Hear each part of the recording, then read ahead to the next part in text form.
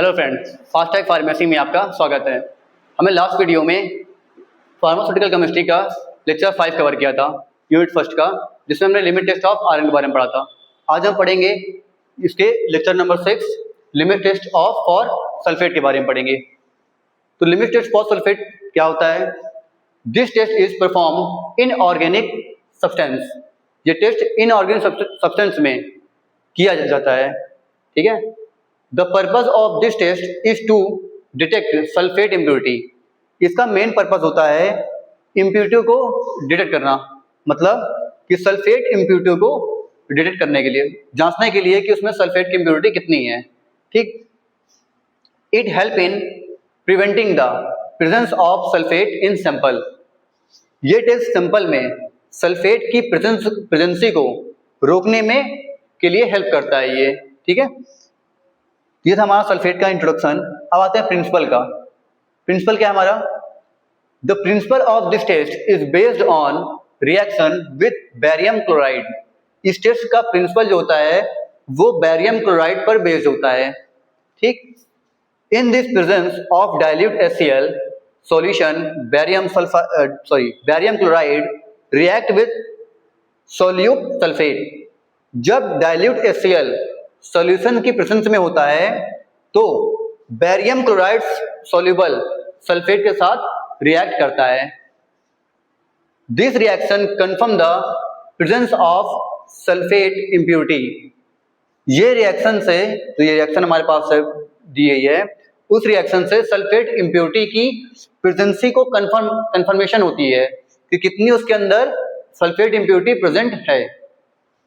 जैसे यहाँ पे इक्वेशन दिया है, SO4 सॉल्युबल सल्फेट होता है, उसको BaCl2 मतलब बैरियम क्लोराइड के साथ रिएक्ट, मतलब साथ में इसको रिएक्ट कराया, वो भी डाइल्यूट HCl की प्रेजेंसी में, तो ये क्या बना देगा? बैरियम सल्फेट, और साथ में क्लोराइड को ये रिलीज कर देगा, निकाल देगा, ठीक है। अब आते हैं प्रोसीजर के बारे में। In this limit test a standard solution and a test solution are prepared। इसमें सेम वैसे ही जैसे हमने आयरन में एक टेस्ट सॉल्यूशन और एक स्टैंडर्ड सॉल्यूशन को हम लोग प्रिपेयर करेंगे और उसके बाद दोनों को कंपेयर करेंगे, ठीक है। Then the turbidity of both solution is compared. इन दोनों की टर्बिडिटी को हम लोग चेक करेंगे, ठीक। तो पहले बात करते हैं टेस्ट सॉल्यूशन के बारे में। 1 ग्राम सैंपल लेना है, ठीक है।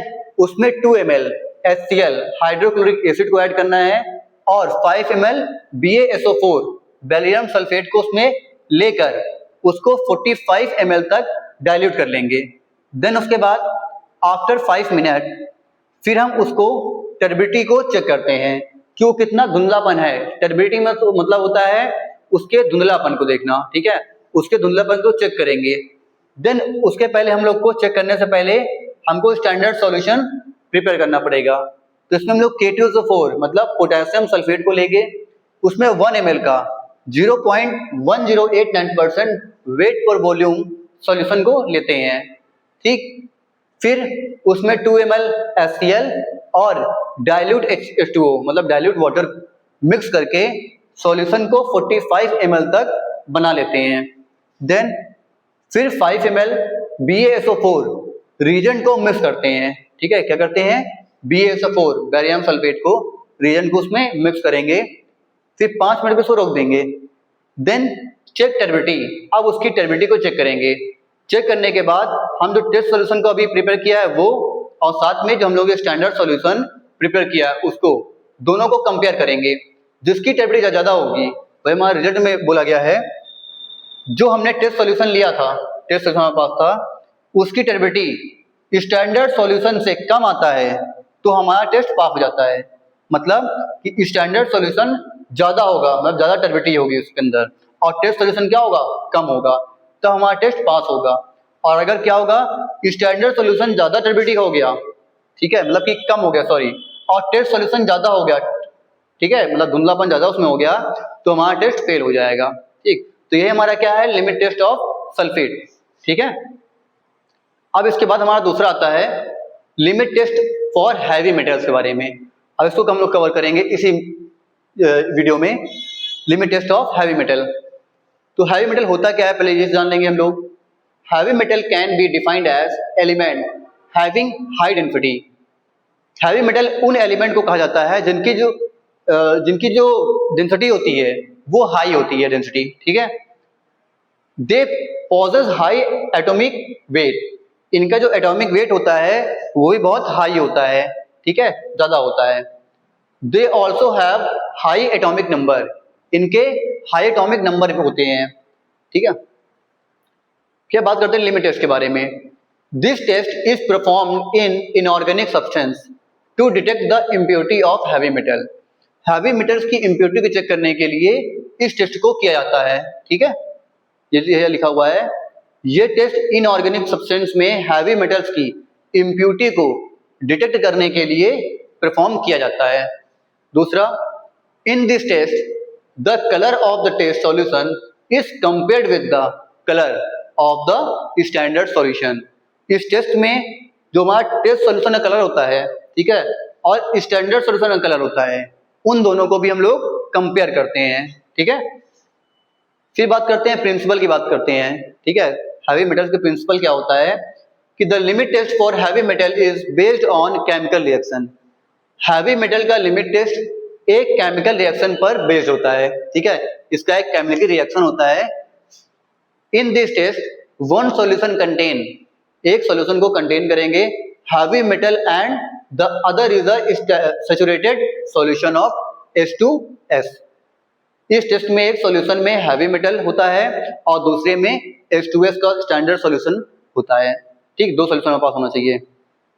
The reaction is carried out in an acetic acid medium. ये रिएक्शन जो है, रिएक्शन एसिटिक एसिड मीडियम में कराई जाती है, ठीक है। The reaction produce a radius black colour. इस रिएक्शन को प्रोड्यूस करने के लिए रेडियस कलर ब्लैक क्या होता है, रिजल्ट में दिखाई देता है। रिएक्शन के रिजल्ट में रेडियस ब्लैक कलर हमको देखने को मिलता है, ठीक है।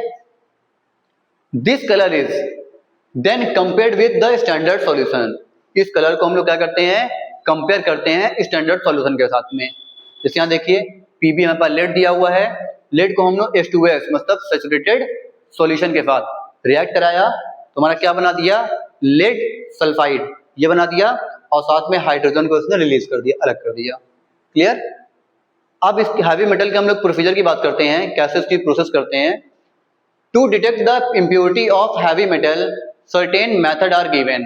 हैवी मेटल की जो इम्प्योरिटी होती है उसको डिटेक्ट करने के लिए कुछ मेथड दिए गए हैं, ठीक है। By using this method the presence of heavy metal impurity can be identified. इस मेथड का यूज करके हम लोग हैवी मेटल के अंदर प्रेजेंट इम्प्योरिटी को आइडेंटिफाई कर पाते हैं, ठीक है। जैसे मेथड ए, मेथड बी, मेथड सी दिया हुआ है, हम लोग केवल मेथड ए पढ़ेंगे, ठीक है। मेथड बी, मेथड सी जरूरी नहीं है सब कुछ हम लोग आइडेंटिफाई करें, मेथड ए हमारा बहुत होगा। This method is suitable for substance producing clear and colourless solution under the prescribed test condition. ये मेथड उन सब्सटेंस को के लिए सुटेबल है जो प्रिस्क्राइब्ड टेस्ट कंडीशन में क्लियर एंड कलरलेस सॉल्यूशन देते हैं, ठीक है। जिसमें हमारा पहला आता है टेस्ट सॉल्यूशन।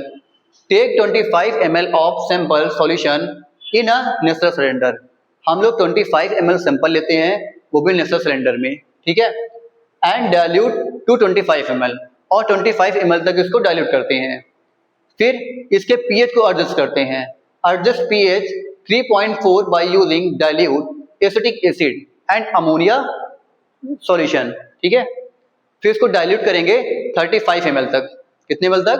35 ml तक इसको हम लोग डाइल्यूट करेंगे। फिर उसमें ऐड करेंगे 10 ml हाइड्रोजन सल्फाइड, ठीक, सॉल्यूशन को, एंड डाइल्यूट करेंगे उसको फिर 50 ml तक।